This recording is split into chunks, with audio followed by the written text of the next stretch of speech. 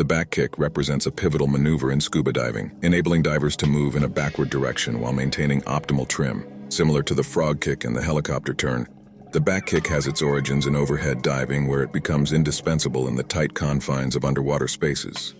In such challenging environments, a diver's only means of reversing their direction is either by pushing off surfaces or by employing the back kick, which is a far better option.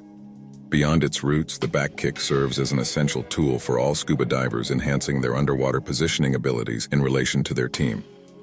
Lacking proficient backfinning skills confines a scuba diver to moving only forward underwater. Imagine the limitation of not being able to walk backward on land, which is undoubtedly a substantial disadvantage. Let's break down this technique into two distinct phases.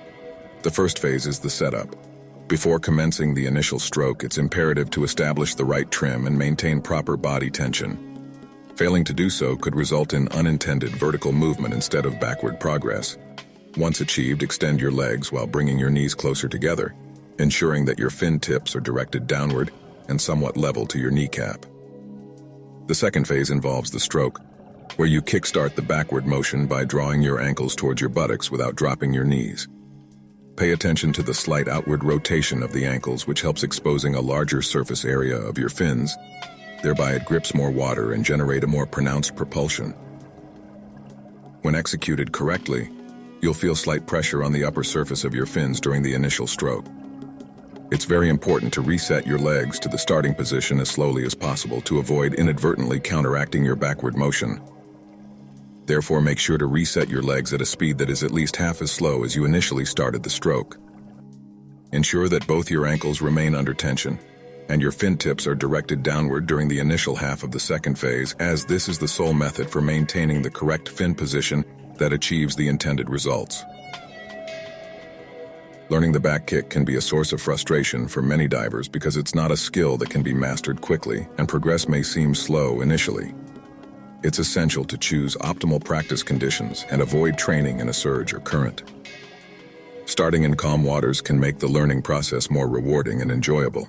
Additionally, it's important to recognize that learning this technique can be physically taxing, so it's advisable not to push yourself too hard. Ensure you incorporate adequate recovery breaks, ideally after every 3 to 4 minutes of practice, and stop for the day altogether when you eventually become frustrated.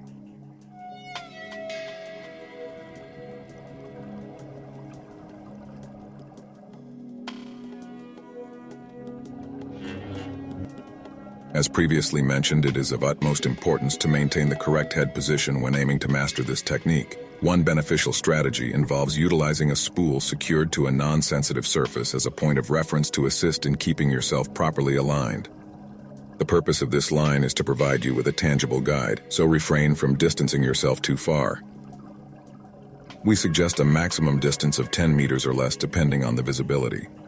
Ensure that you maintain the initial tie-off point at eye level and simply reel back to recommence the exercise after covering a few meters successfully. The importance of buoyancy and breathing in scuba diving cannot be overstated. Flawless buoyancy control and correct trim are absolutely vital, especially when you're performing the back kick maneuver. Even the tiniest imbalance can have a profound impact on the direction of your movement underwater. If you find that your foundational skills are not yet at the required level, it is strongly advised to make these fundamental aspects your top priority before delving into the complexities of mastering the back kick technique. This will not just save you major frustration, but refining the basics will unlock more doors to a wide range of skills that will potentially make you a phenomenal diver. Thanks for watching and hope you learned something. Consider subscribing to FlowState Divers to become part of the community of conscious divers and to get notified on our upcoming content.